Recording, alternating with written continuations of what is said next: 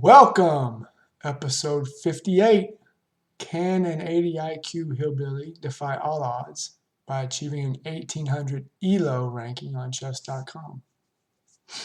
Speaking of ELO, we're at 1491. The last 4 games, we are 3 wins and 1 draw. The 7 games before that were all losses. Feast or famine in this series. I thought I would touch base real quick on something before I got to playing. It's been brought to my attention of this Tyler 1. Some people in the comments have mentioned Tyler 1, who I've never watched before, who has reached 1900, from 100 to 1900 in I think 10 months. Obviously, y'all are going to know more about this gentleman than me.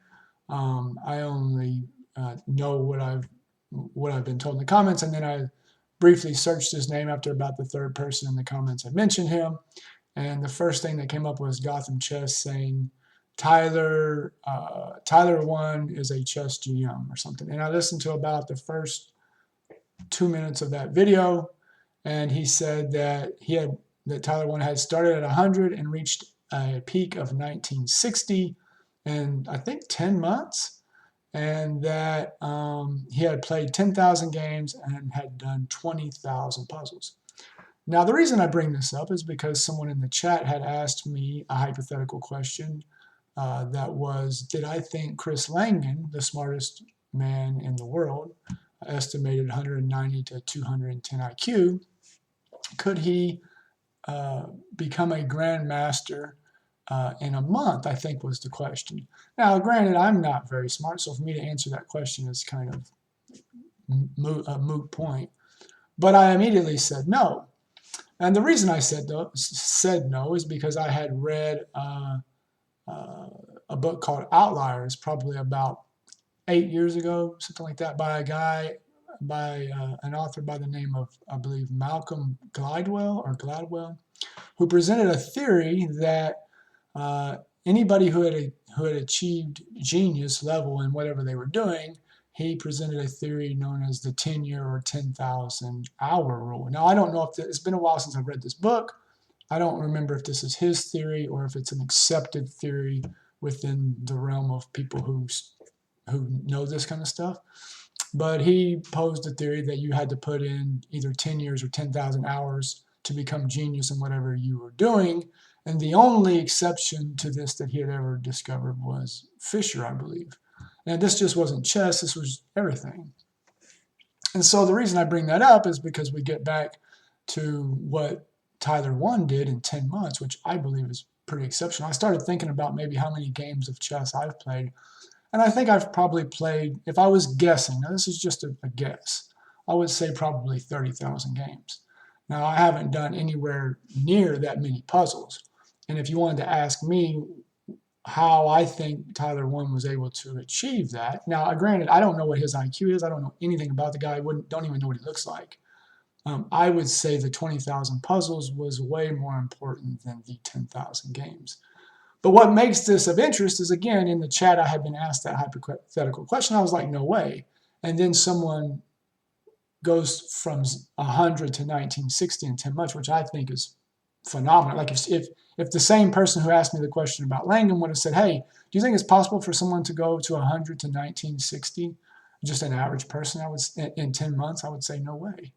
So again, like, I'm not the moral authority on any of this, but I think probably what Langan has going against him is that neuroplasticity concept of, how much more malleable your brain is before like the age of 22. Langan, I think, is in his 50s, if not 60s. So I think that would hold him back. But I think it's rather interesting. It's a much more interesting question now that I've thought about it, now that I've heard about this Tyler 1 hitting 1960 in 10 months. Very impressive. Yeah, I'd be interested to see what this Tyler 1's IQ is. Now, I've had several people comment in the comment section. And by the way, we have some really good commenters. For those of you who don't participate, feel free to chime in. But I've had some people repetitively tell me that IQ doesn't matter in chess. It's all pattern recognition. I was always under the impression that IQ did have a direct association with chess ability. Now, again, We've had the Hikaru discussion in the chat as well, where I guess he said that he scored 102 IQ. And I've had some people in the chat who have said that, or in the comments that have said that they think he's of average intelligence. I always thought he was a genius. But, again, the relevance of this, of course, is, here I am at 80 IQ, just one standard deviation below normal, and I'm thinking that I'm doing great things by trying to hit 1800, and these, 102 IQ people are the third best chess players in the world, e.g. Hikaru Nakamura, and this Tyler One, who I don't know anything about him. Maybe he's exceptionally smart. I don't know. I don't think he's probably unintelligent by any means if he's doing that. And a final point of saying that, I will say that 20,000 puzzles is a lot of puzzles. I've watched a guy on YouTube who has an educational chess channel who said that I think he was 1,500 and then took 1 month and just did 5,000 puzzles. And when he came back, he was like 1,900 or 2,000. So I think like the puzzles are pretty important. I would imagine doing those 20,000 puzzles, that's a lot of puzzles in 10 months. As well as 10,000 games. That's a lot of games in a 10-month period. And I think what Gotham Chess was saying was that the determination he has is of GM status. And so I certainly think that will and drive, is in there along with ability. So there's my rant. Sometimes I try to get to talking when I'm playing, and I just get all over the place. It's kind of hard to focus. And I haven't played in a day. I've been traveling. I just got back in. It's nighttime here. My mind's not really all that sharp. So I didn't really want to try to talk and play because I'd probably get smoked. I'm probably going to get smoked anyway because my mind doesn't feel super great. It's kind of late here where I'm at. I'm playing a late game and haven't even looked at a chessboard in a day or two. So anyway, now what y'all have came for, which is to watch this 80 IQ Hillbilly play chess. We're back in the saddle. Let's get it. Giddy up. Who do we have today? Can't use the glasses because of the nighttime glare. We have a 1531 from Slovakia. This would be a nice victory. I think if I get this victory, I imagine I would get 9 points, which would put me back to 1500.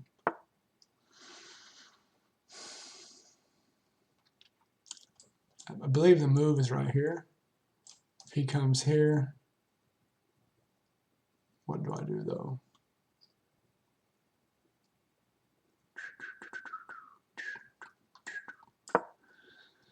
I think the move is here.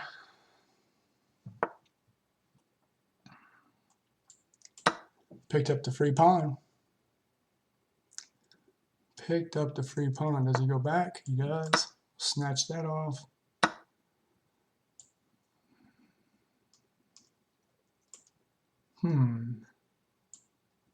I think we can spike the center.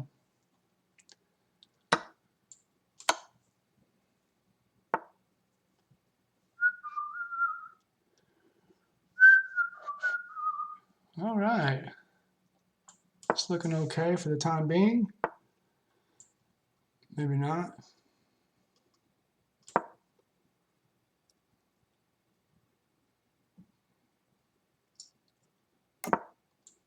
Let's get a castle.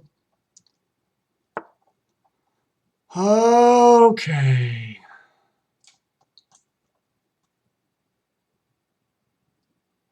Where's he going to go?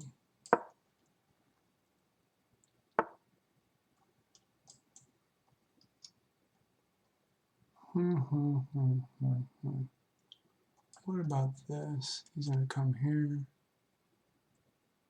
Doesn't make a whole lot of sense, does it? But what about this?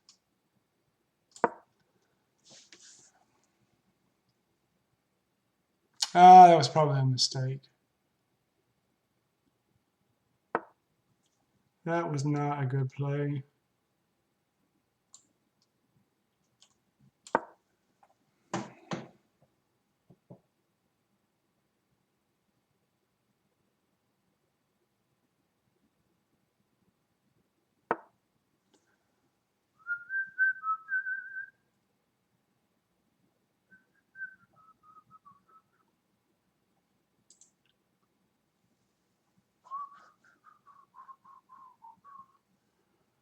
Okay. Really need to get developed here.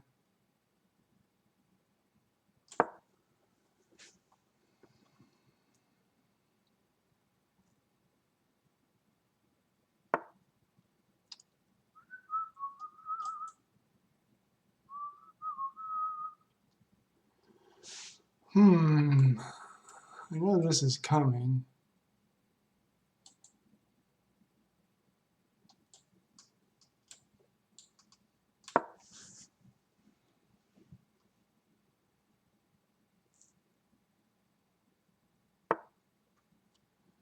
Yeah. What about this though? Ooh, that's mate though if he takes it.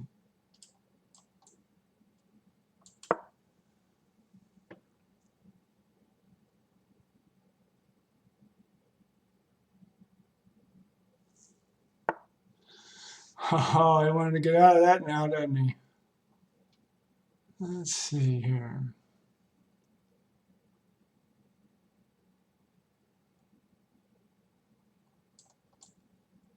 Hmm.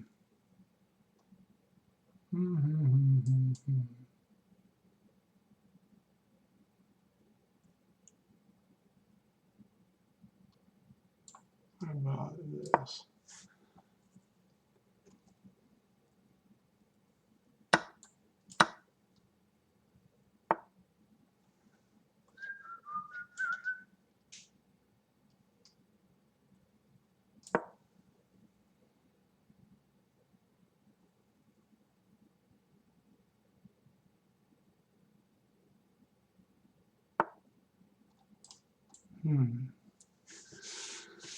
All right, we got the bishop pair. Just have to not mess up in this endgame, right, guys? Easier said than done. Let's see here. Where is our pass pawn? This is our pass pawn.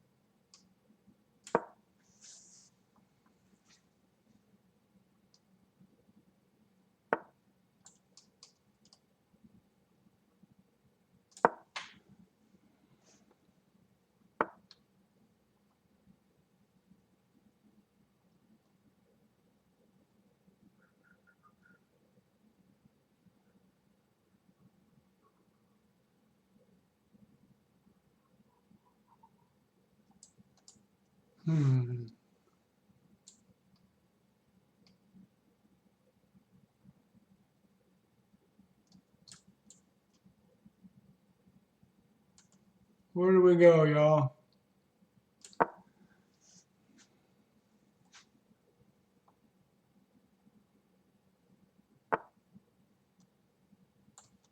Let's get this guy out of here.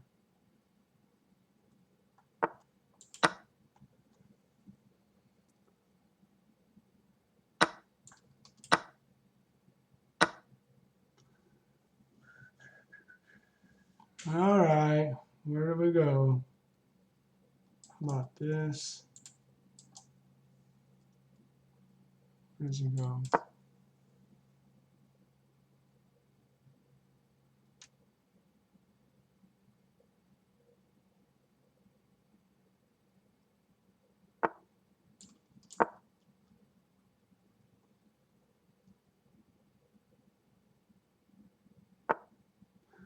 All right, takes.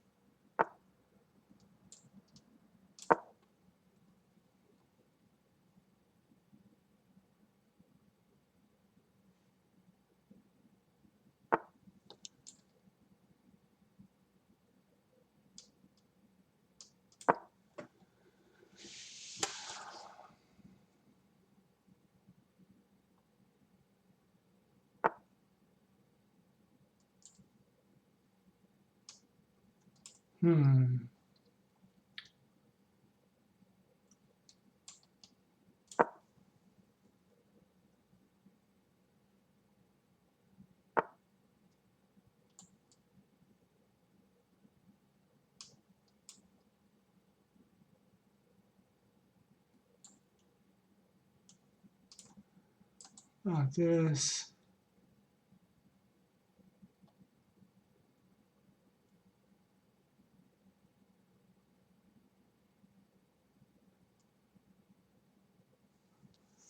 Hmm.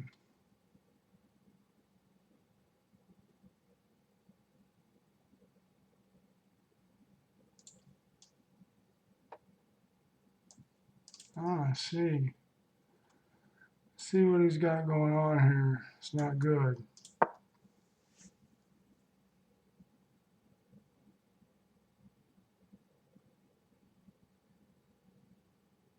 Not good. Gonna probably lose in the end game.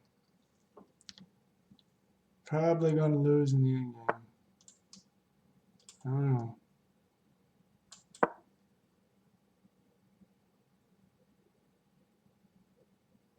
Not good.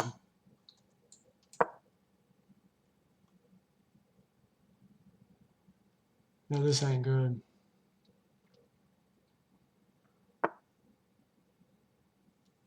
This is not good. Not good, my friends.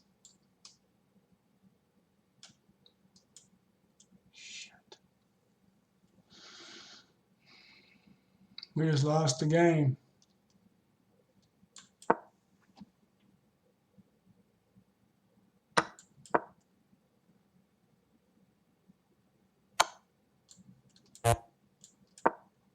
Lost the game.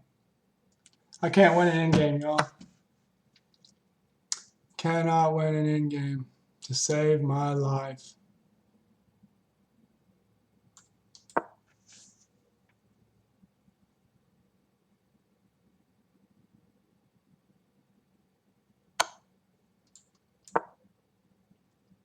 Cannot win an end game to save my life, man. How embarrassing. How embarrassing. Truly, truly embarrassing. Truly, truly embarrassing.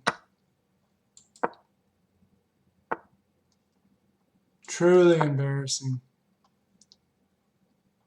How embarrassing. How embarrassing.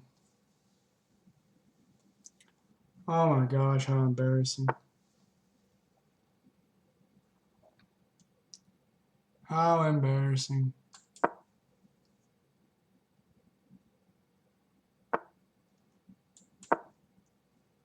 How embarrassing. How embarrassing. How embarrassing. How embarrassing. Absolutely embarrassing. Oh, I didn't even have my game set up right anyway. Oh, yeah, I did. How embarrassing. Absolutely embarrassing. Absolutely embarrassing. Absolutely embarrassing. So embarrassing that my endgame sucks that bad, you know? Really is embarrassing. 69.6% accuracy, no brilliant moves, 2 great moves, 12 best moves, 4 mistakes, 4 misses, 1 blunder. Played like an 1100. Opponent 75.6% accuracy, no brilliant moves, 1 great move, 17 best moves, 3 mistakes, 3 misses, 2 blunders. Played like a 1550. How embarrassing. How embarrassing.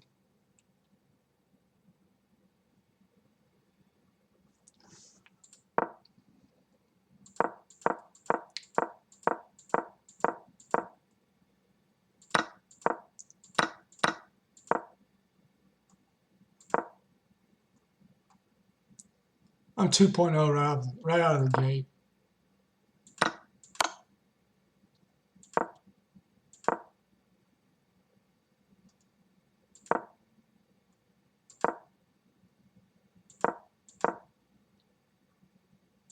How embarrassing.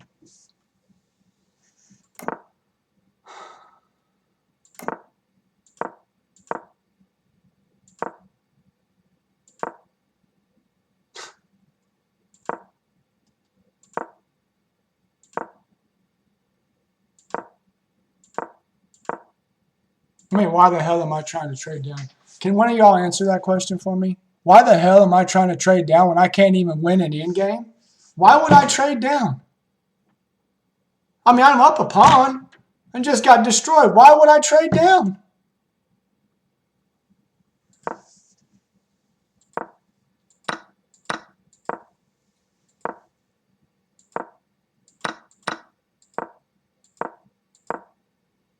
I'm 2.4.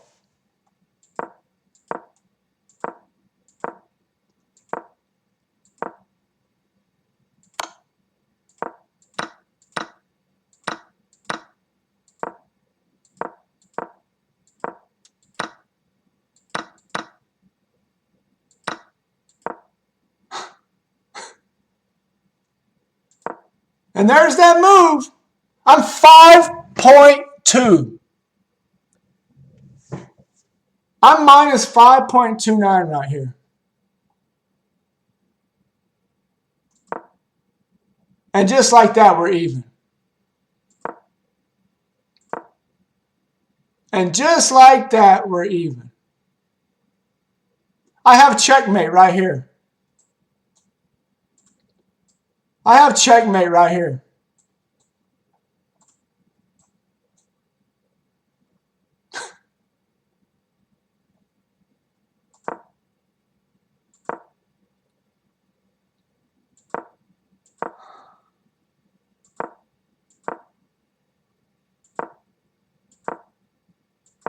This is so embarrassing.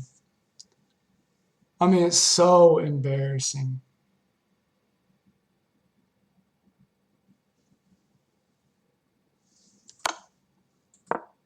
So embarrassing.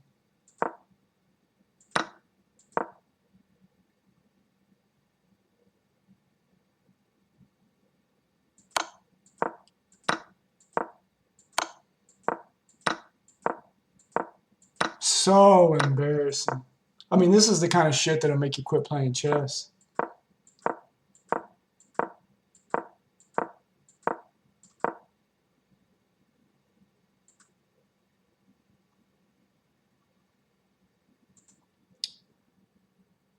Have a good night. God bless.